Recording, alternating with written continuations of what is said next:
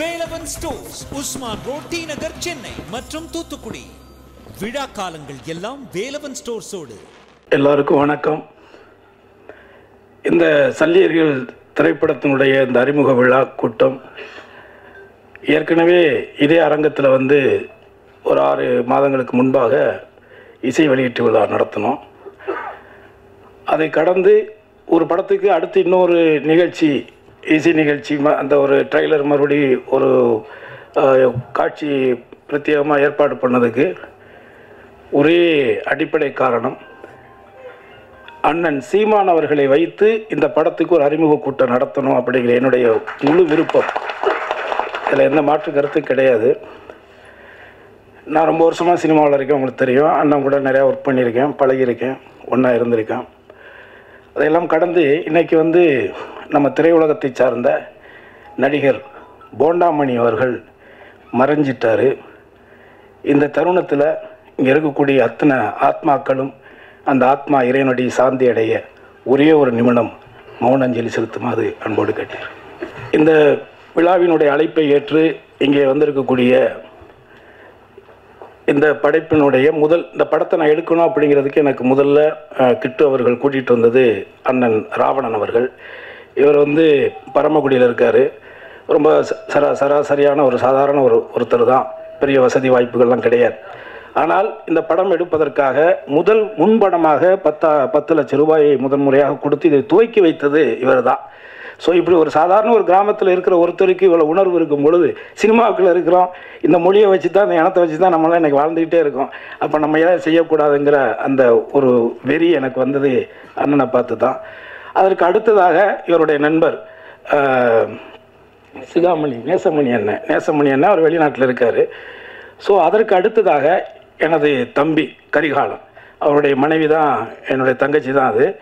So அவன் தான் நீங்கள் பண்ணுங்கள், நீங்கள் நமக்குன்னு ஒரு இந்த மாதிரியான படைப்புகளை, தமிழர்களுடைய மறைக்கப்பட்ட வரலாறுகளை வரக்கூடிய கால சந்ததிகளுக்கு எடுத்து சொல்லக்கூடிய ஒரு காரியத்தை நீங்கள் செய்யுங்க, அதுக்கு உங்களுக்கு நான் கூட இருக்கிறேன் அப்படிங்கிற ஒரு உத்வேகத்தை கொடுத்து இந்த நிமிடம் வரை எனக்கு உறுதுணையாக இருக்கக்கூடிய எனது தம்பி கரிகாலனுக்கு இந்த நேரத்தில் நன்றியை தெரிவிச்சுக்கிறேன்.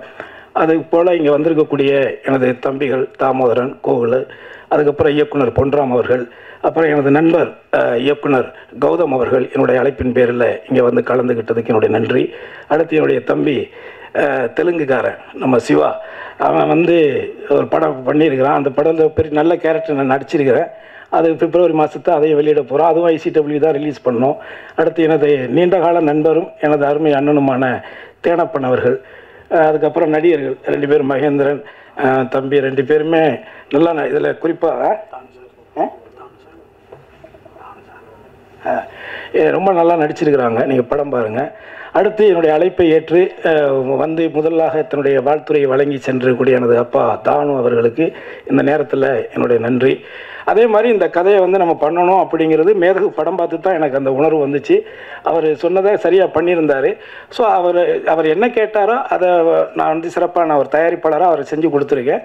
அவரும் நேர்மையாக உண்மையாக இந்த படத்துக்கு உழைச்சிருக்காரு, ஒர்க் பண்ணியிருக்காரு. அதில் இந்த படத்தில் நடிச்சிருக்கிற நடிகர்கள் எல்லாருமே அந்த கதாபாத்திர தேர்வெல்லாம் ரொம்ப அற்புதமாக பண்ணியிருக்காரு இயக்குனர். நீங்கள் நிச்சயமாக உங்களுக்கு ஒரு பிரத்யேகமான காட்சி நம்ம போட்டு காட்டுவோம். பிப்ரவரி மாதம் இந்த படத்தை நம்ம வெளிக்கொண்டு வரோம்.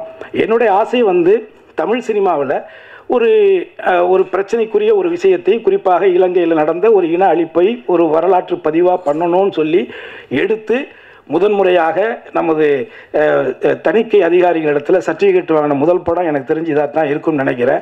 இதை எடுத்ததுக்கு காரணம் என்ன? அதை எடுத்ததுக்கு காரணம் என்னென்னா, இதை உண்மையே நான் ஒன்று சொல்லணும். என்னுடைய மகன் தான் இந்த படத்துக்கு மியூசிக் பண்ணான். ஆனால் என் பையன் என்கிட்ட கேட்ட கேள்வி என்ன தெரியுமா? இவ்வளோ ட்ரையாக, இவ்வளோ சீரியஸாக, இவ்வளோ ஒரு மாதிரியான ஒரு படத்தை எதுக்கு டேடி நீங்கள் கஷ்டப்படுற நேரத்தில் காசு செலவு பண்ணி எடுக்கிறீங்க அப்படின்னு என்கிட்ட கேட்டான். ஏன்னா இவங்க லவ் பண்ணுறாங்க, லவ் பண்ணும்பொழுது கூட எனக்கு மண், மொழி, இனம் அப்படியெல்லாம் பேசுகிறாங்க, இதெல்லாம் யார் டேடி இப்போ அந்த காலத்தில் ஏற்றுக்குவாங்க? இல்லைடா, இது நடந்த காலகட்டங்கள் அப்பா. காதலிச்சாங்க. நிறைய பேர் போராளிகள் காதலிச்சு திருமணம் பண்ணியிருக்காங்க. நானே நிறைய பேரை பார்த்துருக்கிறேன். ஆனால் அந்த காதலில் கூட அவங்கள்ட்ட ஒரு ஒழுக்கமும் ஒரு அறமும் இருந்ததுடா. அது உங்களுக்கு புரியலை.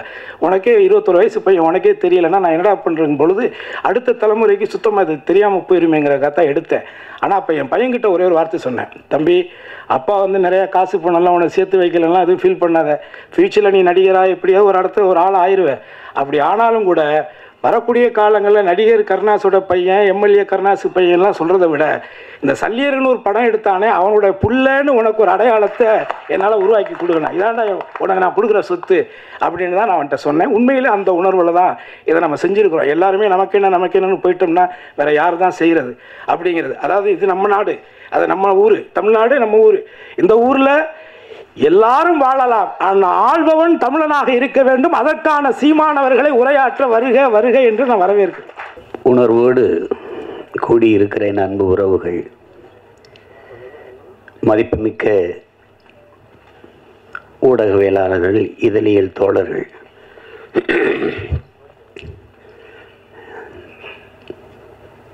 திரைப்படைப்பாளர்கள், கலைஞர்கள், தயாரிப்பாளர்கள் அனைவருக்கும் என்னுடைய அன்பும் வணக்கமும்.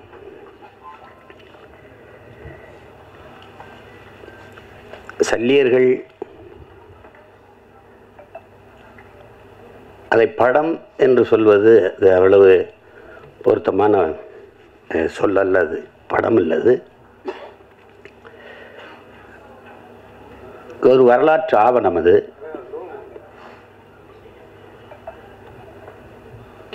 இங்கே பேசிய தம்பி கௌதமன் உட்பட எல்லாருமே குறிப்பிட்டார்கள்.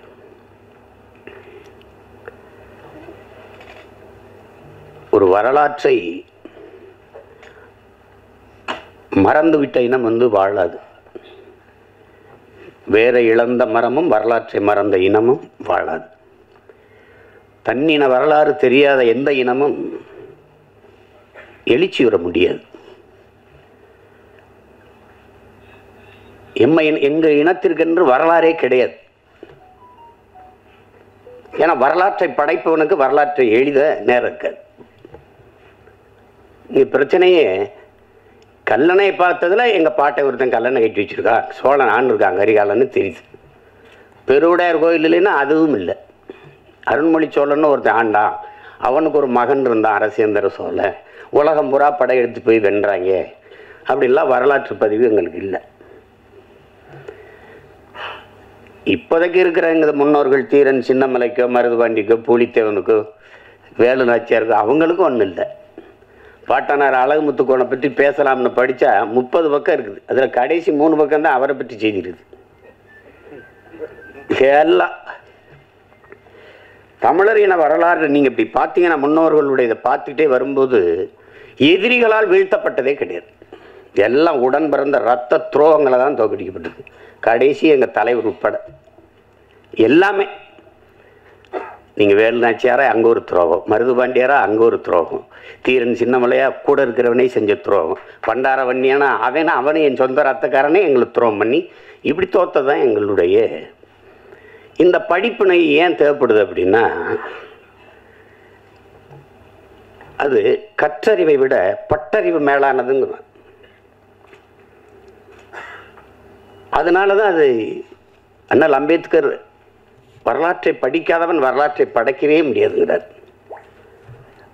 அது ஹோசிமின் வரலாற்றை மறந்து விட்ட இனம் சுடுகாட்டில் இறந்து கிடக்கிற பிணம்டாங்கிறார். அது ஒன்றுக்கும் பயன்படாதார். நமக்கு இலக்கிய சான்று தான் இருக்குது. பாண்டிய நெடுஞ்செழியன் மதுரை ஆண்டான் அப்படின்னா அங்கே ஒரு பெருமாட்டி கண்ணகி போய் கால் சிலம்பை உடைச்சு நீதியை நிலைநாட்டினான்னு இலக்கிய சான்று தான். வரலாற்று சான்று எங்கே இருக்கு? இல்லை. ஆனால் இதை தெளிர்ந்து உணர்ந்த ஒரு ஒரு மகன் இந்த இனத்தில் இருக்கிறாருன்னா அது என் உயிர் தலைவன் எங்கள் அண்ணன் மேதகு பிரபாகரன் அவர்கள். எல்லாவற்றையும் ஆவணப்படுத்தினார்.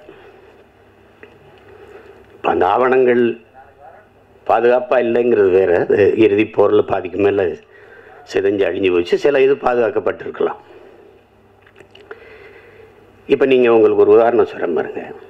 அனுராதபுரத்தை அடிக்கிறார், முடிவு பண்ணிட்டார். 21 போராளிகள் போகிறாங்க, கரும்புலி மறவர்கள். இதில் 3 பேர் படப்பதிவு, இது இந்த போரை பதிவு செய்கிறதுக்கு மட்டுமே 3 பேரை அனுப்புறாரு. உன் உடன் பயிற்சி எடுத்தவன், உடன் பிறந்தவன், இது ஒரே நோக்கத்துக்காக நிற்கிற ஒரு தாய் பிள்ளைகள், அவன் ஓடி செத்துட்டா கூட அவனை போய் தூக்குறதுங்கிறதுலாம் வேலை இல்லை. அவன் சண்டை போடுறது நீ ஆவணப்படுத்தணும். அதுதான் அது. ஏன்னா கடந்த கால வரலாறு நமக்கு இல்லாதனால நிகழ்காலம் தெரியல. நிகழ்காலம் இல்லாதவனுக்கு எதிர்காலமே இல்லை. கவிப்பேரரசு வைரமுத்து கூட சொல்றார், ஒருத்தன் நிகழ்காலத்தை குனிந்து பார்ப்பது எதிர்காலத்தில் நிமிர்ந்து நிற்கத்தான். அப்ப அந்த பதிவு இருக்கணும்னு அவர் நினைச்சாரு. அது ஒவ்வொன்றையும் ஆவணப்படுத்தினார். அவருக்கு ஒரு பேராவல் இருக்குது. பேராவல் பெரும் விருப்பம் தான் சொல்லணும். அது என்னன்னா, சிங்லஸ் லிஸ்ட் போல, ஒரு பிரேவ் ஹார்ட் போல, ஒரு 10 கமாண்ட்மெண்ட்ஸ் போல நம்முடைய விடுதலை போராட்ட வரலாறும் ஆவணப்படுத்து படமாக வரணும், திரையில் ஒரு வந்துடணும்னு பெரிய ஆர்வப்பட்டார். அதுக்காக தான் அவர் ஆணிவேர் எடுத்தார், தயாரித்தாங்க. அதுக்கு பயிற்சி கொடுக்கறதுக்கு எங்கள் அப்பா பாரதி ராஜா, ஐயா மகேந்திரன் போன்றவர்களை அழைச்சிட்டு போனாங்க. எங்கள் பிள்ளைகளுக்கே நீங்கள் பயிற்சி கொடுங்க, அவங்களே எடுத்துக்கிடுவாங்க. அப்படி தான் அந்த மாதிரி செஞ்சார். அதில் தான் எல்லாளன் படமும் எடுக்கப்பட்டது. ஆனால் அவருக்கு ஒரு பெருங்கனவு இருந்தது, அது கெடுவாய்ப்பாக நிறைவேறலை. அதை எடுத்து ஆவணப்படுத்தணும்ன்ட்டு.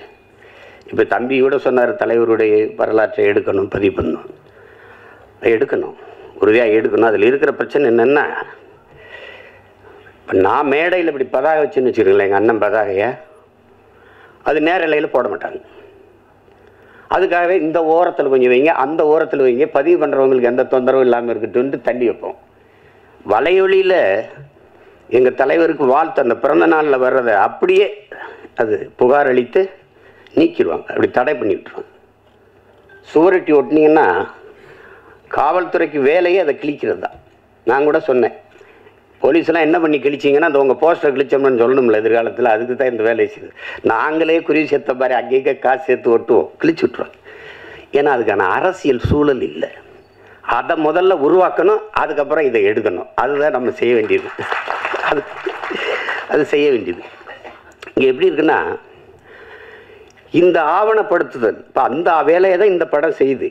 இந்த சல்லியர்கள் படம் அது செய்யுது. நம்ம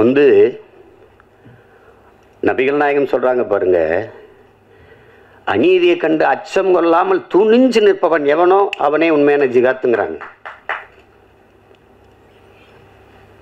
அந்த மொழியில, நபிகளின் மொழியில சேவரஸ்வரர் உலகத்தில் எங்கெங்க அநியாயம் நடக்குதோ, அக்கிரமம் நடக்குதோ, அதை கண்டு உன்னால பொறுத்து கொள்ள முடியாம நீ கோவப்படுவாயானால் நீனும் என் தோழனேங்கிறார். அவர் வழியில எங்கால என்ன சொல்ற, பண்ண பழகடா பச்சை படுகொலை பைந்தமிழினத்திற்கு உயிரடா விடுதலைங்கிறான். வலியூர் சிலர் எளியோர் தம்மை வதையை புரிகுவதா, மகராசர்கள் உலகாளுதல் நிலையாம் எனும் நினைவா, உலகால உனது தாய் மிகு உயிர்வாதை அடைகிறாள், உழவாது உதவாது இனி ஒரு தாமதம் உடனே விழித்தமிழாங்கிறான். அப்படி விழித்து கொண்ட வீர மறவர்களின் வரலாறு தான் தமிழருடைய வீரகாவிய வரலாறு. அதுல ஒரு துளி அந்த போராட்டத்தில் ஒரு துளி, ஒரு சின்ன பகுதி, அதுதான் இந்த சல்லியர்கள். மருத்துவங்கிறது மனிதத்தினுடைய மகத்துவம். தன் உயிரை எடுக்க வந்தவனுக்கும் உயிரை கொடுக்கிற ஒரு அறம் சார்ந்த மறவர்கள் தமிழர்கள் என்பதை இந்த படம் உணர்த்துது. ஏன்னா அறம் செய்ய விரும்பு, இது அறிவு மூதாட்டி அவ்வை நமக்கு தந்த தமிழ். அரசியல் பிழைத்தோருக்கு அறம் கூற்றாகுங்கிறது அது இளங்கோவடிகள் தந்த இனிய தமிழ் எல்லாம் நமக்கு கற்பிக்குது. அப்படி அறம் சார்ந்து நின்ற மறவர்கள் தமிழர்கள் மனிதநேயவாதிகள் அல்ல என் உடன் பிறந்தார்களே, தமிழர்கள் உயிர்மை நேயர்கள். உலகத்தில் எல்லாரும் கல்லு மாவில் கோலம் போட்டபோது என் இன சொந்தங்கள் மட்டும்தான் அரிசி மாவில் கோலம் போட்டான். ஈக்கும் எறும்புக்கும் அது இரையாக இருக்கட்டும்ட்டு அவ்வளவு பெரிய ஒரு இனம். புறப்புறல் வெண்பாமாலை பாடுது, கொடையில் எல்லாம் இருக்குது, கொடை வள்ளல்கள் இருக்கான். உலகத்தில் நாடை ஆண்டவனே வள்ளல்களாக இருந்தது, நாட்டை ஆண்ட மன்னர்களே வள்ளல்களாக இருந்தது தமிழர் இனத்தில் தான். அந்த இனத்தில் இந்த பாரியும் பேகனும் தான் ஆகச்சிறந்த கொடையாளிகள்னு புறப்புறல் மேலப்படுது. அப்போ ஏன் அவன்லாம் ஆய் நல்லி அதிகமானலாம் காரி ஓரியில் அவங்களாம் இல்லையா அப்படின்னா இல்லை, பாரியும் பேகனும் தான் ஆகச்சிறந்த கொடையாளர்கள். ஏன் அப்படின்னா இந்த கேட்டு கொடுக்கறது கொடை தாங்க, ஆனால் கேட்கும்போது அவன் தன்மானத்தை இழந்துடுறாங்க, அதனால சிறந்த கொடை இல்லை. கேட்காம கொடுக்கறதும் கொடை தான், ஆனால் அதையும் விட ஆகச்சிறந்த கொடை இருக்குது. அது என்னன்னா கேட்கும் திறனற்ற உயிர்களுக்கு கொடுக்கறதுங்கிறான்.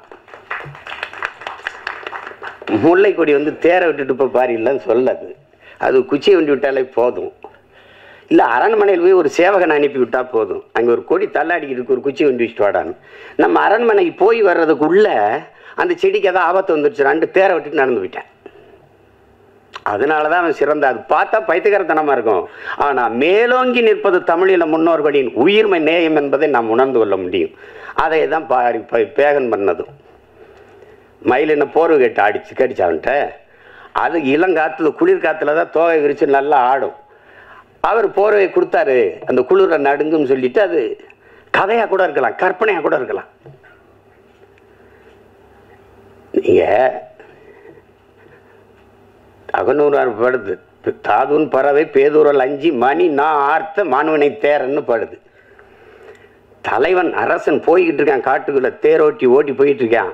காட்டுக்குள்ள போகும்போது இந்த தேரை நிறுத்துப்பா, இந்த தேரில் அலங்காரத்துக்காக அழகுக்காக தொங்க விட்டுருக்கல மணி, அந்த மணியை நான் அப்புறம் அடக்குப்பா அப்படின்னு. அவன் அப்படி மண்ணை உருட்டி உருட்டி மணிக்குள்ளே தள்ளி தள்ளி சத்தம் கேட்காம நிறுத்துறான்.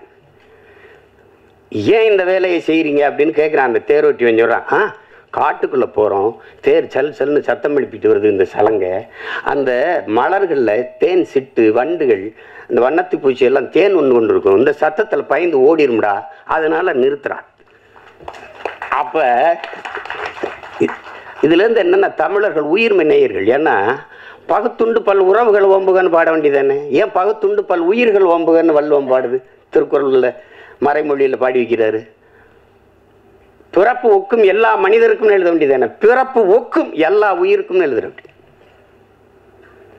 அந்த அறம் சார்ந்து வாழ்ந்த இனத்தின் மக்கள்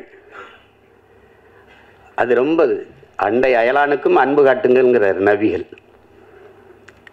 தன்னை போல் பிறரையும் நேசிங்கிறார் இயேசுபிரான். இன்னார் செய்தார் ஒருத்தர் அவர் நன்மையும் செய்து விடுங்கிறாரு நம்ம பாட்டினார் வள்ளுவ பெருமகனார். அந்த அறம் சார்ந்த கூட்டம் தம்பி சொன்னதெல்லாம் அது ஒரு துளி கதை. கௌதம நீங்கள் குறிப்பிட்டது ஒரு கதை. அது மாதிரி பல நிகழ்வுகள் நான் உங்களுக்கு சொல்ல முடியும். எங்களில் பல்லாயிரக்கணக்கான பெண்களை வன்புணர்வு செய்து கொலை செய்தார்கள் சிங்களர்கள். ஏதாவது ஒரு செய்தி நீங்கள் கேள்விப்பட்டது உண்டா? ஒரு சிங்கள பெண்ணின் தாவணி தொட்டான், நிழலை தொட்டான் விடுதலை புரியும் மறவன் என்று நீங்கள் ஏதாவது செய்தி படித்ததுண்டா? இருக்காது, இருக்கவே இருக்காது. செஞ்சோலையில் வந்து அவ விண்ணூர்தியிலிருந்து குண்டை வீசி 61 குழந்தைகளை கொண்டு விட்டான். நம்மகிட்டே விண்ணூர்தி இருக்கு, பறந்து போய் அவன் பள்ளிக்கூடத்தில் போட்டிருக்கலாம், செய்ய மாட்டார், செய்யலை. கட்டுநாயக்கா விமானப்பட தளத்தை வந்து தகர்க்கிறார். ஏன் பொது விமான தளத்தில் குண்டு போட அவருக்கு எவ்வளோ நேரம் ஆயிருக்கும்? போடல, செய்ய மாட்டார். ஏன்னா அறம் சார்ந்து வாழ்ந்து நின்ற மறவன் பிரபாகரன் என்ற வீரன். அவர் தெளிவந்தால் என்னுடைய எதிரிகள் சிங்கள மக்கள் அல்ல, என் இனத்தை கொன்று குவிக்கிற சிங்கள இராணுவம் தான். அது தெளிவாக இருந்தார். இந்த படம் வந்து பிரம்மாண்டமாக எடுக்கப்பட்டிருக்கலாம்னா எடுக்கப்பட்டிருக்கலாம், ஆனால் இந்த உணர்வை சிதைக்காமல் கடத்திட்டாங்க. அதில் பிரம்மாண்டம் தேவைப்படல, ஒன்றும் தேவைப்படல. இப்படி ஒரு படத்தை தயாரிக்கணும்னு நினைச்ச முதல்ல பணம் போட்ட ராவணன், அவர் இன்னொருத்தரை சொல்கிறார், அவர் நேசமணி ராஜேந்திரன், தம்பி கரிகாலன், அப்புறம் என் தம்பி கருணாசு. அது ஒரு முன்னோட்டத்தை காட்டினேன். அப்போவே சொன்னேன் நல்லா வந்திருக்கேன் அப்படின்னு. கிட்டு வந்து என்னுடைய தம்பி, எங்களோட எங்கள் இயக்கத்தில் இருந்தவன் இருக்கிறவன், நல்ல பிள்ளை, படைப்பாளி. அவனுக்கு ஒரு ஆற்றல் இருக்குது,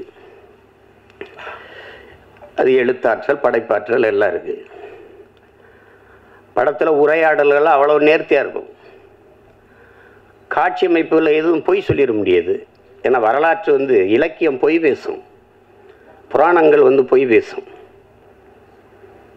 உருகி சுகம்பரா மார்வை திரிகி எரிந்தால் தீ இட்டால்னு சிலப்பதிகாரம் பாடுது.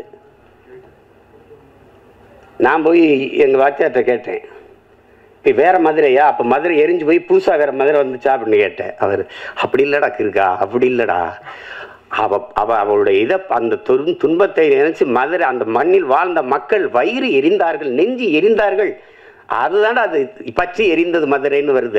அப்படிதான்டா எழுதுனது, தீ பிடிச்சி எரிஞ்சிடலடா அப்படின்றது. அது சொல்லும், சுவைபட சொல்வதற்கு சொல்லும். ஆனால் வரலாறு எப்பவும் போய் பேசாது, பேசக்கூடாது. அது மாதிரி இது காட்சியை கற்பனையில் செஞ்சது இல்லை. போர்க்களத்தில் உங்களுக்கு தெரியாத இறுதி போர்களெல்லாம் எங்களுக்கு மருத்துவமனையில் தான் முதல்ல கொண்டு போட்டாங்க. பள்ளிக்கூடங்களில் தகர்த்தான், ஊடகங்களெல்லாம் தகர்த்தான். கர்ப்பிணி பெண்கள், வயது முதிர்ந்தவர்கள், பச்சிலம் குழந்தைகள் மீது குண்டு வீசக்கூடாது, அவன் அதையே குறி வச்சு செஞ்சான். ஆனால் அதில் எந்த இடத்துலையும் எங்கள் தலைவர் தடம்பரன்று உணர்ச்சி வயப்பட்டோ கோவப்பட்டோ செஞ்சில்லார். அவன் செஞ்சான். கடைசியாக மரத்து நிழலில் ஒரு வேட்டியை கட்டிக்கிட்டு அதில் நம்ம அனஸ்தீசியா மயக்க மருந்து கொடுத்து இந்த காயம் பட்டுருச்சுன்னா நீக்குவோம், கட்டுப்பு கைப்பட்டுருச்சுன்னு ஒன்றுமே இருக்காது. அந்த சிதைந்த காலை அதை சரி பண்ணால் அப்படி அந்த காயத்தோடு அந்த வலியோடு தான். அவ்வளவு ஈகம் செஞ்சு போராடிய மக்கள் நாம். அதை மறைக்கப்படுதுன்னா எவ்வளோ கஷ்டமாக இருக்கும் பாருங்கள். நீங்கள் ஒரே வார்த்தையில் எங்களை பிரிவினைவாதிகள், தீவிரவாதிகள், செப்பரேட்டிஸ்ட்டு, டெரரிஸ்ட்டுன்னு கடும் கோவம். அங்கே தான் நமக்கு இப்போ பெருப்பும் கோபமாக வர்றது காரணம் அதுதான். உனக்கு என்ன தெரியும், வரலாறு தெரியாமல் பொழைக்க போன இடத்துல பிரபாகரன் நாடு கேட்டுக்கிட்டு இருக்காங்க. டேய், ஏன் பூமிடாது பொழைக்க வந்தவன்ட்ட நாங்கள் பறி கொடுத்துட்டோங்கிறதான் வரலாறு. அதுதான் இங்கே பிரச்சனை. அதுதான் இப்போ அதனால இந்த ஒரு வரலாற்று ஆவணமாக நான் இதை பார்க்குறேன். அந்த போர்க்களத்துலேயும் அந்த சூழல்லையும் காயம்பட்ட போராளிகளுக்கு மருத்துவம் கொடுக்கறதுக்கு பதுங்கு குழியிலேயே மருத்துவமனையை வச்சு எப்படி அதை கட்டமைச்சிருக்காருங்கிறது நீங்கள் பார்க்கும்போது தெரியும், படம் பார்க்கும்போது. அது மாதிரி தம்பி திருமுருகன் அவர்கள் சொன்னது மாதிரி ஒரு பகைவனாக இருந்தாலும் அவனுக்கு அன்பு காட்டுங்கிறத அதை தான் இந்த படம் உணர்த்துது. முழு கதையும் சொல்லிட்டு இருக்க வேண்டியதில்லை, நீங்கள் பார்க்கணும், அவசியம் பார்க்கணும்.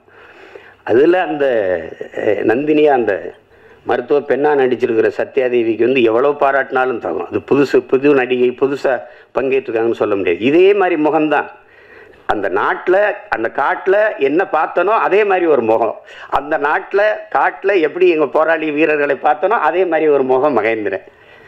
ரொம்ப நல்லா பண்ணியிருப்பாங்க ரெண்டு பேருமே. அது நீங்கள் பார்த்து அந்த உணர்வை நீங்கள் உள்வாங்கணுங்கிறதா என்னோட. அதுக்காக அதை திரும்ப பேசிட்டு இருக்க வேண்டியதில்லை, அதை செய்ய வேண்டியதில்லை.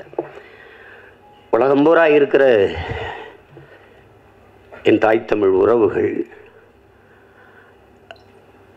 இந்த படத்தை ஒரு படம்னு நம்ம சொல்லிக்கிட்டு இருக்கக்கூடாது. இது ஒரு வரலாற்று, ஒரு படைப்பு, ஒரு பதிவு. அதை நம்ம வரவேற்கணும், பார்க்கணும், நம்ம அடுத்த தலைமுறைக்கு கடத்தணும். தாய்மொழியே நம்ம மறந்துட்டோம். ஒரு தலைமுறைக்கு மேலே தமிழ் எழுத படிக்க தெரியாத ஒரு இனக்கூட்டம் ஆகிட்டோம். மொழி அழிந்து சிதைந்தால் இனம் அழியுங்கிறது வரலாற்று பெரு உண்மை. இப்போ அந்த சூழலில் வரலாறையும் விட்டுறக்கூடாது.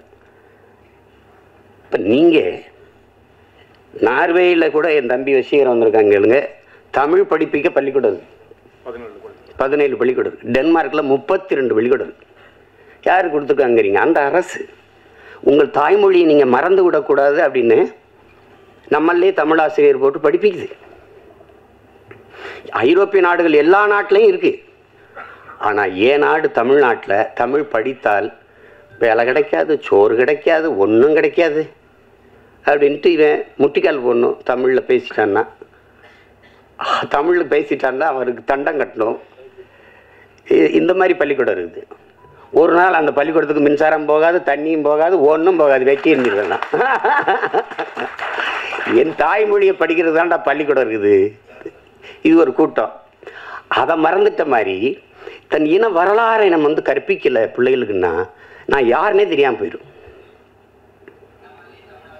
நான் யார் எனக்கு தெரியவே தெரியாது. அப்போ தன்னை மறந்த ஒரு நோயாளி மாதிரி ஆயிடுவேன். அதுதான் நீங்கள் வரலாறு தான் எல்லா உலகில் எல்லா தேசியனங்களுக்கும் வழிகாட்டியிருக்கு. வரலாறு தான். அப்போ அந்த வரலாற்று பதிவு நமக்கு இருக்கணும். இதை படமாக நீங்கள் பார்க்காமல் நம் பிள்ளைகளுக்கு நாம் 2 மணி நேரம் காட்டுற ஒரு பாடம் அப்படின்னு நீங்கள் கொண்டு போய் சேர்க்கணும். எல்லா தமிழர்களும் கொண்டாடுங்க.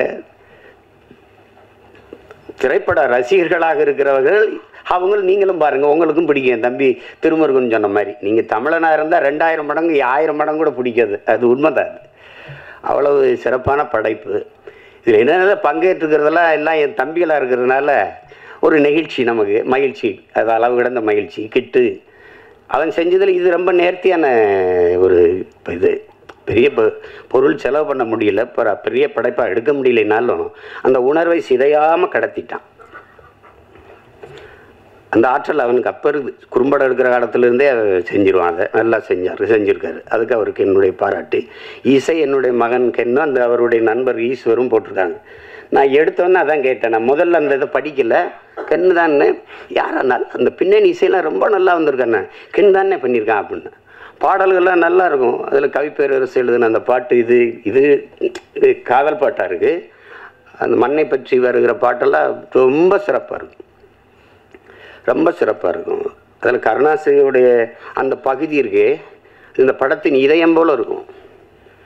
ஒரு ஒரு மனித உடலில் இதயம் எவ்வளோ முக்கியமோ அது மாதிரி அந்த பகுதி இருக்கும். அது சொல்கிறான் பாருங்க, இவங்களுக்கு முன்னாடி தலையை மட்டும் குனிஞ்சிராதரா, செத்தாலும் பரவாயில்லடா அப்படிதான். அதுதான் அது. எப்படிதான் செய்வாரா சொல்கிறான் பாருங்க, ஒருத்தன் காலில் விழுந்துதான் வாழ வேண்டும் என்கிற நிலை இருக்குமானா நான் எழுந்து நின்று இறந்து போவேங்கிறான். எங்கால என்ன கற்பிக்கிறாருன்னா, சரணடைந்து வாழ்வதை விட சண்டையிட்டு சாவது மேலானது. அவர் ரொம்ப நேரம்லாம் அவருக்கு பேச வளவளன்னா பேச மாட்டார், சுருக்கமாக பேசுவார். அதுக்கப்புறம் சொல்லுங்க. ஏன்னா அவர் சொல்லுக்கு முன் செயல், அதான் அவர் கோட்பாடு. இந்த செய்யலைன்னா செத்துமடி, செய்யலைன்னா சாகடி, அவ்வளோதான் எங்கள் கோட்பாடு. அதுதான் இல்லைங்க, செய்யலை என்றாலும் செத்துமடி அப்படின்னு. செத்து மடிஞ்சிட்டா அதனால சுருக்கமாக தான் சொல்லுவார். போராடினாலும் சாபம், போராடாவிட்டாலும் சாபம். போராடினால் ஒருவேளை வாழ்வதற்கு வாய்ப்பு இருக்கு, வாடா போராடிட்டு சாபம். அதுதான் இங்கே அவருடைய கோட்பாடு. அவ்வளோதான். அதுதான் இந்த படம் உணர்த்தும். நீங்கள் சுதந்திரம்ங்கிற அந்த விடுதலைங்கிற ஒற்றை வார்த்தை எப்படி இருக்கு பாருங்க. அது சொல்றான் பாருங்க, சுதந்திரம் என்ற சொல்லுக்கு அர்த்தம் தெரியாதவனுக்கு கூட சுதந்திரம் தேவைப்படுதுறாங்கிறான். அது புல்லு பூண்டு பூச்சி வண்டு நாய் நரி நத்தை எல்லாத்துக்கும் சுதந்திரம் தேவைப்படுது. அப்படின்னா மான தமிழ் மக்களுக்கு தேவையில்லையா? அது மானம் வீரம் அறம் 3 உயிரென்று வாழ்ந்த இனத்தின் கூட்டம் தமிழர்கள். நாம் அடிமையாக வாழ்ந்து செத்தம்னு வரலாற்றில் பதிவுறது மாதிரி ஒரு கொடுமை இருக்கா என்ன? அது அப்புறம் கதை. அது அப்புறம் பேசுகிறோம். அதுக்கு இது இடம் இல்லை. அதனால் இங்கே வந்திருக்கிற மதிப்புமிக்க ஊடக பெருமக்கள், ஊடகவியலாளர்கள், ரொம்ப பெரிய பெரிய இவங்கெல்லாம் வந்திருக்கிறீங்க. முன்னவர்கள்லாம் என்னுடைய அண்ணன் தானவர்கள், அண்ணன் தேனப்பனவர்கள்லாம் வந்து வாழ்த்தி சென்றிருக்காங்க. இதில் என்னென்னா, நீங்கள் இந்த படத்தை காட்டினாரா இல்லையான்னு தெரியல, ஒரு தடவை நீங்கள் தயவு செய்து பாருங்கள். பார்த்துட்டு அதை நல்லபடியாக கொண்டு போய் சேருங்க. இது எல்லாரும் பார்க்கணும். இப்போ நாங்கள்லாம் வந்து சில படங்களை அயோத்தி பார்த்துட்டு, கடைசி விவசாயி பார்த்துட்டு, அதெல்லாம் வந்து எவ்வளோ வேலை இருந்தாலும் அதை போய் பார்த்தது ஒரு கடமையாக. அதை எப்படியாவது எல்லாரும் பாருங்கள், ஆதரவு கொடுங்க அப்படின்னு சொல்கிறது காரணம் வந்து, இது சிலர் அதை ஒரு பொருட்படுத்தாமல் கடந்து போயிடக்கூடாது. இது இப்போ சித்தான்லாம் ஒரு படம் பார்த்தேன், பார்க்க கூப்பிட்டாங்க, நேரெல்லாம் போயிட்டுது. அன்றைக்கி தான் இது இலக்கியச்சில் பார்த்தேன். நல்லா பண்ணியிருக்கிறாங்க. அருமையான படங்கள்லாம், சின்ன சின்ன படங்கள் நல்லா வருது. பெரிய பொருள் செலவுலாம் இல்லை. இப்போ கூட ஒரு படத்தை சொன்னாங்க, நம்ம மழை வெள்ளத்தில் சரியாக ஓடலை. நான் பார்க்கிங்க ஒரு படம், அது நல்லா இருக்குன்னாங்க. அப்போ அந்த படத்தை பார்க்கணுன்னு நீங்கள் என்ன, நாங்கள் வீட்டை விட்டு வெளியில் வர முடியல, 4 நாள் தண்ணிக்குள்ளே நடக்கிறோம். அப்புறம்கிட்டு படம் பார்க்குறது. எங்கள் படமே பெரிய படமாகி போயிடுச்சு. அதனால் அது கடினமாயிடுச்சு. இல்லை அந்த மாதிரி போயிடக்கூடாது, கடந்து போயிடக்கூடாது. சல்லியர்கள்னு ஏதோ ஒரு பேர், இது என்ன இப்படி இருக்குது, இப்படி இந்த இதெல்லாம் யாருப்பா இந்த நடிகர்கள்லாம் நினச்சி நீங்கள் இதை தவிர்த்து விட்டு போயிடக்கூடாது மக்கள். அதனால் அவங்க கவனத்தை இழுத்து இதுக்கு ஆதரவு கொடுங்கன்னு சொல்ல வைக்கணும். அதுதான் இதில் முக்கியம். அது உலகம் முழுமைக்கு இருக்கிற என் தமிழ் சொந்தங்கள் வந்து இப்போ இதை உறுதியாக ஆதரித்து பெரிய அளவிற்கு கொண்டு போய் சேர்ப்பார்கள் என்று நான் நம்புகிறேன். அதுக்காக என் நம்பி வசீகரன் சொன்ன மாதிரி, இங்கே இருக்கிறவங்களாம் சொன்ன மாதிரி நானும் அதுக்கு முழு ஒத்துழைப்பையும் கொடுத்து உதவுவேன் தான். அந்த இது வந்து போய் சேர்க்கு எங்கள் பிள்ளைகளுக்கு தெரியணும். குறிப்பாக என் மகனுக்கு தெரியணும்ல. பெரிய பண்ணா யார்? நான் மட்டும் மாவீரன் பிரபாகரன் பேரை வச்சுட்டா மட்டும் போதாதுல, அவனுக்கு தெரியணும்ல. அது என் தங்கச்சி வந்து ஆஸ்திரேலியாவிலேருந்து வந்துச்சு. அது வெள்ளைக்கார பொண்ணு எங்கள் தம்பியை கல்யாணம் பண்ணிடுச்சு, ஈழத்து தம்பியை. அது வந்து பேசுகிறது, அண்ணா பையனுக்கு என்னென்ன பேருன்னா மாவீரன் பிரபாகரன். அண்ணா இமிக்ரேஷன் அது என்னவே விட மாட்டேங்கிறான், அவனைக்கிட்ட விட போகிறான். இமிக்ரேஷனில் சிக்கணும், அவ்வளோதான். ஒன்றும் பண்ண முடியாது. அது அந்த மாதிரி அது தெரியணும். அப்போ தான் என் பிள்ளைகளுக்கு யார் அவங்க பெரியப்பார் யாருன்னு தெரியணும், தலைவர்னா யாருன்னு தெரியணும். ஒரு இனம் யார் தலைவனே தெரியாமல் தட்டுக்கிட்டு நிற்கிது. அதை ஒரு கொடுமை. நான் பெருமைக்கு சொல்லலை என் உடன் பிறந்தார்களே, மதிப்புமிக்க பெருமக்களே. இந்த நாட்டை 4 முறை 5 முறை ஆண்ட நிர்வாகத் தலைவர்களைப் போல என் தலைவனுக்கு ஒரு 5 ஆண்டு நிர்வாகம் செய்கிற காலம் மட்டும் இருந்திருந்தால் உலகத்தின் தலை சிறந்த வல்லாதிக்க நாடாக எங்கள் தமிழீழ நாட்டை கொண்டு வச்சிருப்பார். சிங்கப்பூர்லாம் சிங்கப்பூரை தாண்டி கொண்டு போயிருப்பார். கடைசி வரை ஒரு கெடு வாய்ப்பு, போர்க்களத்தில் நிற்கிற போராளி தலைவனாக இருக்க வேண்டியதாக ஆயிடுச்சு. விடுதலை அடைந்து ஒரு 5-10 ஆண்டு இருந்திருந்ததுன்னு வச்சுக்கிறோங்க, அவ்வளோதான். எங்கேயோ கொண்டு போய் சேர்த்துருப்பார். அவ்வளவு கனவு வச்சிருந்தார் அவர். 200 ஆண்டுகள் கழித்து என் இனம் எப்படி வாழணுங்கிற ஒரு பெருங்கனவு. ஆல்பர்ட் ஐன்ஸ்டீன் சொல்றான்ல, உலகத்தில் யாராலும் சுமக்க முடியாத பெருங்கனவை நீ சுமந்து நில்லடா, அதான்டா உலகத்தில் எல்லாத்தையும் விட பெரியதுன்றான். அப்படி ஒரு பெருங்கனவை வச்சிருந்தார், தன் இனத்தின் விடுதலைங்கிற ஒரு பெரிய கனவு. அது நிறைவேறல. அவர் பிள்ளைகள் நாங்களாவது அதை நிறைவேற்றணும், அதுக்கு தான் அரும்பாடாட்டி கொண்டிருக்கிறோம். அதில் அவரவர் பங்குக்கு என் தம்பி கருணாஸ் சொல்கிறான்ல, கென்னுக்கு நான் இதை தான் விட்டு போகிறேன், இந்த படத்தை தயாரித்து வைக்கிறது. அது மாதிரி நான் அவனுக்கு பெரியப்பாடே அந்த இதில் வந்து நான் அவனை பாராட்டலடா, அதான்டா நான் உனக்கு தர்ற சொத்து அப்படின்னு சொல்ல வேண்டியதுதான். அதில் என் தம்பி கிட்டு எவ்வளோ பாராட்டினாலும் தகும். அது நேர்த்தியாக செஞ்சுருக்கான். சிலது எப்படி செய்கிறன்னு தெரியாது, அதை தொடக்கூடாது, ரொம்ப உணர்வுபூர்வமானது. அதை போய் தொட்டால் அது தேவையில்லாத அது வரும். நீங்கள் 1000 நாய் இருந்தாலும் ஒரு கல் எடுத்துருந்தீங்கன்னா ஓடும். நான் உருவத்தில் சின்னதாக இருக்கிற தேன்கூட்டில் ஒரு கல் எடுத்துருந்தீங்க நீங்கள் தான் ஓடுவீங்க. அது நீங்கள் 1000 பேராக இருந்தாலும் ஓடுவீங்க. அது மாதிரி இது ரொம்ப உணர்வுபூர்வமானது. அதை தொடும்போது கவனமாக தொடணும், இல்லைன்னா சிக்கலாயிரும், அது தேவையில்லாத வந்துடும். அதனால தான் அதை தொடாதீங்க, தொட்டால் கவனமாக செய்யுங்க, எல்லாம் தெரிஞ்சுக்கிட்டு செய்யுங்க அப்படின்னு நம்ம சொல்கிறது காரணம். அதனால் கவனமாக அந்த விடுதலை போராட்ட வீரர்களை பெருமைப்படுத்துகிற மாதிரி, எங்களுடைய மருத்துவ பிள்ளைகளை பெருமைப்படுத்துகிற மாதிரி இந்த பதிவை என்னுடைய தம்பிகள் கருணாசன் கிட்டுவும் செஞ்சிட்டாங்கங்கிறதுல எனக்கு பெருமை. ஒளிப்பதிவாளர் சிவி சதாசிவா, அந்த கலை இயக்குனர் முஜிபுர் ரஹ்மான் எல்லாருமே நல்லா பண்ணியிருக்காங்க. அப்புறம் அந்த சண்டையெல்லாம் வடிவமைச்சது யாரான்னு கேட்டேன். அவர் பேர் பிரபாகரன்னா, அப்போ நல்லா தானே வடிவமைப்பு அது இருக்கும். அதனால தான் அது சொல்கிறேன். வீரராஜ் பத்தாக்குறைக்கு அது எல்லாமே சிறப்பாக அமைஞ்சிருக்கு. நீங்கள் பார்த்துட்டு நீங்கள் பேராதரவு கொடுங்க. உலகம் முழுமைக்கும் வாழுகிற என் அன்பு தமிழ் சொந்தங்கள், தாயகத்திலே வாழுகிற தமிழ் உறவுகள் எல்லாரும் இதற்கு முடிந்தவரை இந்த படத்தை பார்த்து உங்களுடைய ஆதரவையும் அன்பையும் அதுக்கு காட்டுங்கள். மற்றபடி படம் வென்ற பிறகு மறுபடியும் ஒரு விழா வச்சு நம்ம மறுபடியும் சந்திப்போம். என்னடா தம்பி, உங்கள் அனைவருக்கும் என்னுடைய அன்பும் வணக்கமும். நன்றி.